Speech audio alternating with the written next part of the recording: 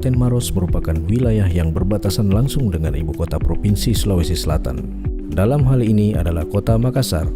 Dengan jarak kedua kota tersebut berkisar 30 km dan sekaligus terintegrasi dalam pengembangan kawasan metropolitan Maminasata.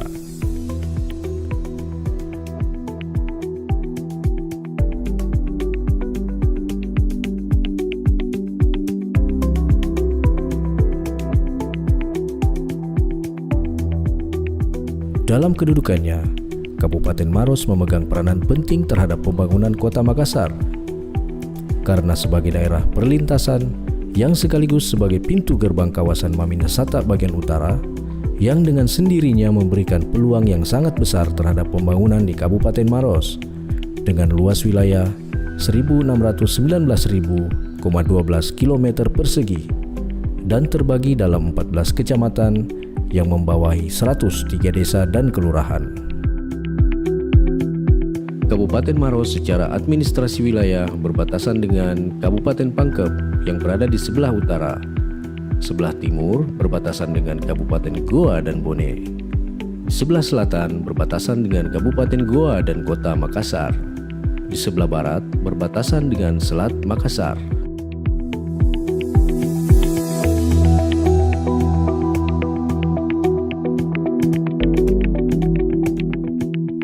Bupati Maros Insinyur Haji Muhammad Hatta Rahman, Magister Manajemen, dan Wakil Bupati Maros Dr. Andus Haji Andi Harmil Matotorang, Magister Manajemen, telah memasuki periode kedua dalam kepemimpinannya.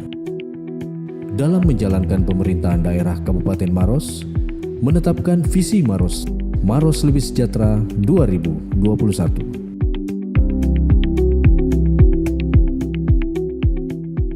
Visi Kabupaten Maros sesuai dengan Rencana Pembangunan Jangka Menengah Daerah atau RPJMD tahun 2012 sampai 2016, yakni Maros Lebih Sejahtera tahun 2021.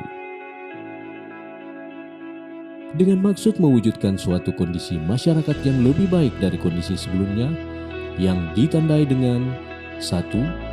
Terpenuhinya hak dasar masyarakat seperti kecukupan pangan, papan, dan sandang yang bermutu, kecukupan kebutuhan dan ketersediaan akan layanan pendidikan, kesehatan, lapangan pekerjaan, lingkungan yang bersih, aman, damai, dan nyaman serta akses untuk berpartisipasi.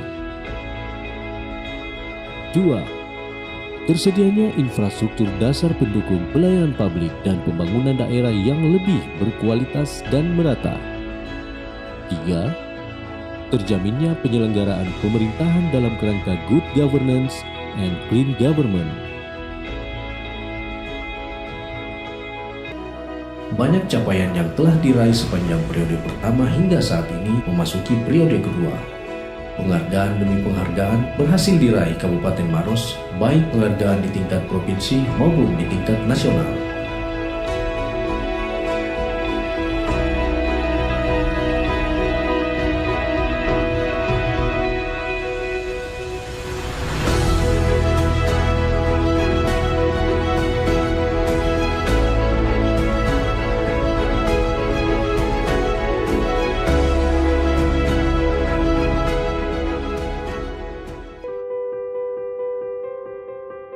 Aparatur sipil negara diserahi tugas untuk melaksanakan tugas pelayanan publik, tugas pemerintahan, dan tugas pembangunan. Tugas pelayanan publik dilakukan dengan memberikan pelayanan atas barang dan jasa, dan pelayanan administratif.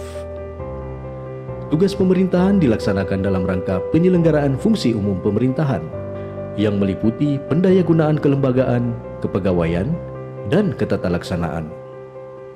Sedangkan untuk pelaksanaan pembangunan dilakukan melalui pembangunan bangsa atau cultural development serta melalui pembangunan ekonomi dan sosial atau economic and social development yang diarahkan untuk meningkatkan kesejahteraan dan kemakmuran bagi seluruh masyarakat.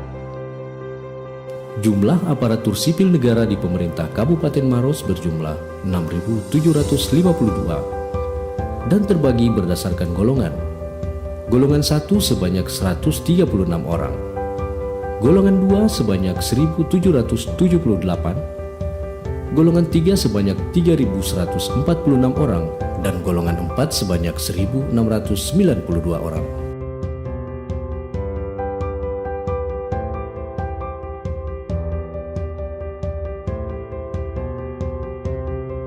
Pimpinan Dewan Perwakilan Rakyat Daerah Kabupaten Maros periode 2019-2024 baru saja dilantik.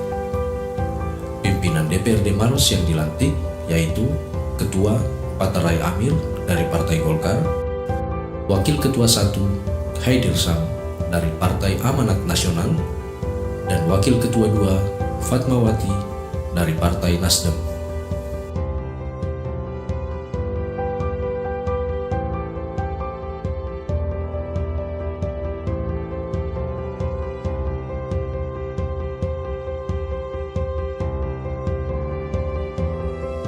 Pasar merupakan wadah kegiatan masyarakat dalam melakukan perdagangan.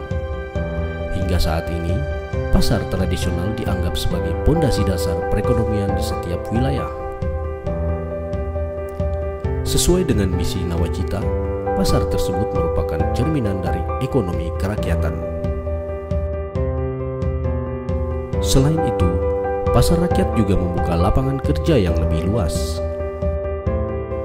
Pemerintah berupaya untuk meningkatkan sarana dan prasarana yang mendukung kegiatan di pasar tradisional. Upaya tersebut bertujuan untuk meningkatkan transaksi jual beli sehingga dapat mendorong perekonomian di setiap wilayah. Untuk peninjauan keadaan fisik maupun sumber daya lain yang menggambarkan kelayakan di setiap aspek. Aspek yang menyangkut kegiatan perdagangan secara langsung seperti manajemen suplai barang. Selain itu juga aspek yang menunjang keamanan, kenyamanan, dan kesehatan para pelaku perdagangan di pasar.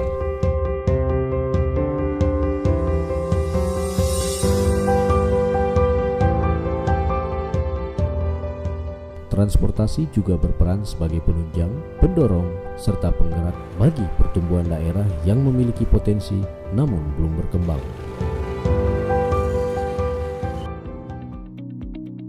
Kabupaten Maros memiliki kekuatan perekonomian pada sektor pertanian. Sebagian wilayah Kabupaten Maros berupa lahan pertanian, dan sektor pertanian merupakan sektor penyumbang terbesar terhadap pembentukan PDRB. Sektor pertanian sangat berpengaruh dalam hal penyediaan bahan pangan dan penyerapan tenaga kerja. Wilayah pesisir dan lautan di Kabupaten Maros juga berpotensi pada sektor wisata bahari. Sektor perikanan dan kelautan di Kabupaten Maros dapat menjadi sumber ekonomi yang berkontribusi tinggi, sehingga harus dikelola dengan baik agar menjadi sumber kehidupan masyarakat yang berkelanjutan.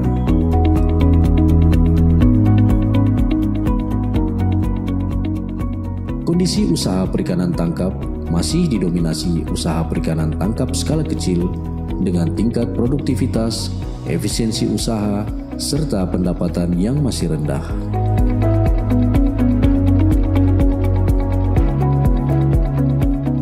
Jenis komoditas budidaya tambak yang banyak di Kabupaten Maros adalah ikan kerapu, ikan bandeng, ikan nila, ikan lele, dan ikan lainnya.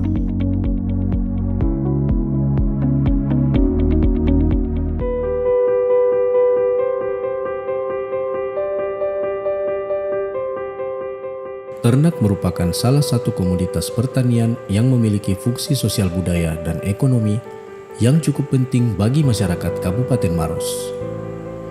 Ternak dan hasil ternak dibutuhkan hampir setiap hari dalam penyelenggaraan kehidupan ekonomi dan sosial budaya masyarakat Kabupaten Maros. Berdasarkan data peternakan tahun 2018, populasi ternak di Kabupaten Maros adalah sebagai berikut.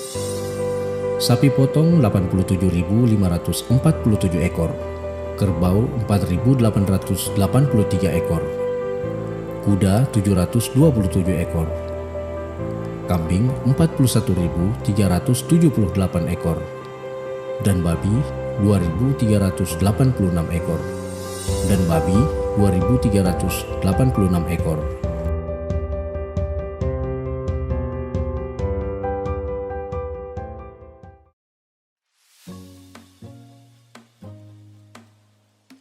Di Kabupaten Maros terdapat beberapa objek wisata yang selama ini telah memberikan kontribusi terhadap pendapatan asli daerah.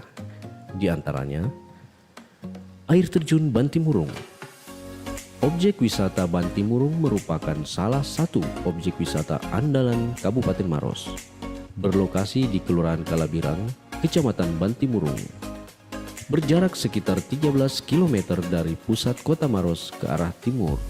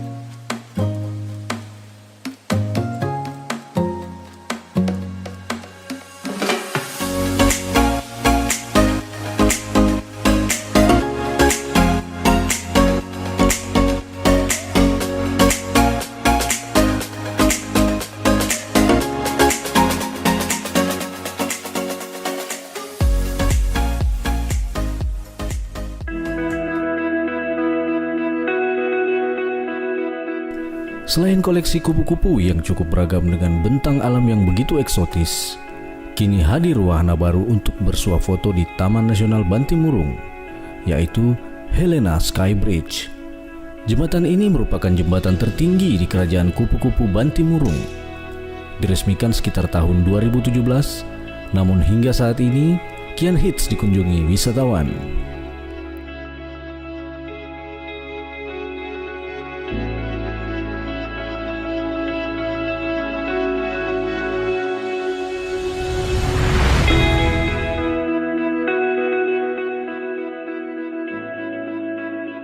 Sungai Putih atau Rambang-Rambang. Sungai ini memiliki panorama yang indah, sehingga sangat menarik untuk menelusuri alurnya. Berlokasi di Desa Salenrang, Kecamatan Bontoa, berjarak sekitar 7 km dari kota Kabupaten Maros ke arah utara. Pohon bakau dan nipah ditemui sepanjang aliran sungai. Singkapan batu kapur menyembul dari dasar sungai, dan sepanjang perjalanan nampak Bukit Karts di sekeliling yang menyerupai benteng pertahanan.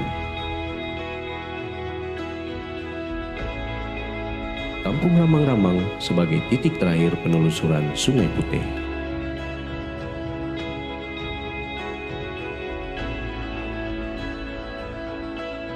Leang-Leang.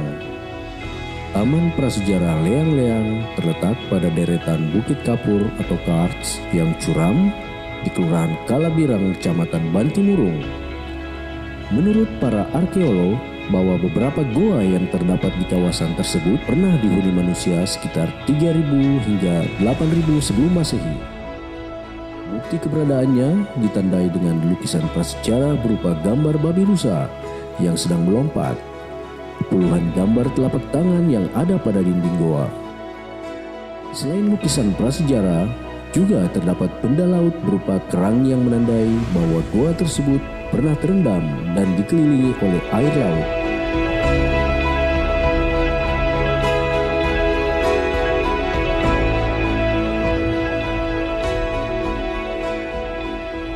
Air terjun Pungbunga.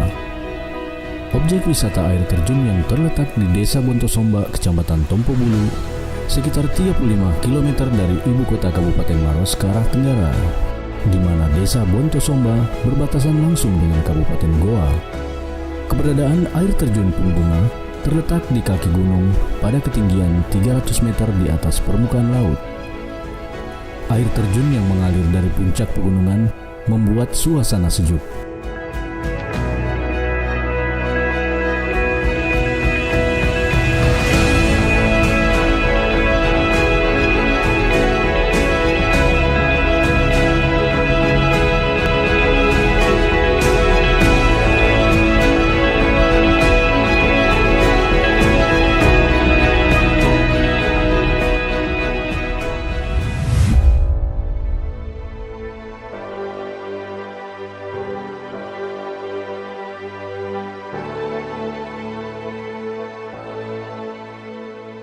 Upacara adat Katok Boko atau biasa disebut Angalle Ulu Ase sebagai kelanjutan dari upacara Appa Lili. Acara ini adalah rangkaian acara adat sebagai rasa syukur terhadap Tuhan Yang Maha Esa akan hasil panen yang telah diraih, khususnya pada tanah Arajang yang diberi gelar Torannu. Acara Katok Boko dimulai pada pagi hari dengan mengetam padi dan hasilnya diikat sesuai kebiasaan. Dengan ikatan khusus menggunakan alat tersendiri yang terdiri dari 12 ikatan kecil dan 2 buah ikatan besar, kemudian diarak keliling kampung menuju Bala Lompoa.